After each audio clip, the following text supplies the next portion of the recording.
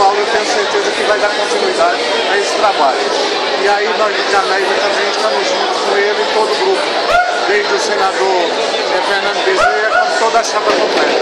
E juntamente também com o grupo deputado estadual Anchieta Patriota e também o nosso companheiro Danilo Cabral. Olha, o Paulo Câmara, como secretário do governo Eduardo Campos, deu uma demonstração que tem toda a capacidade para poder administrar o nosso estado.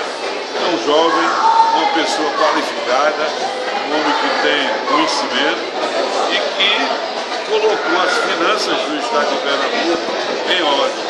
Paulo Câmara ele vai dar continuidade ao trabalho de Eduardo implantou em nosso estado, o ritmo de crescimento que Pernambuco tem dado nesses últimos 8 anos.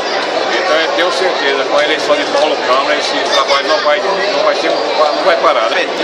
O estado vem crescendo estrondosamente e não pode parar. Por isso que Paulo Câmara, que é uma pessoa simples, uma pessoa que veio do povo, que tem condição, que entende da máquina pública, nas secretarias onde ele passou, ele se destacou, fez um grande trabalho e tem que, com certeza, estar preparadíssimo para dar a continuidade ao trabalho iniciado o Eduardo Campos. Muita coisa foi feita no estado, muita coisa tem que ser feita. Por isso que a gente tem que colocar uma pessoa preparada, uma pessoa que tem a condição de continuar o desenvolvimento aqui implantado. Por isso que a gente vota em Paulo Câmara e que nós vamos trabalhar por ele.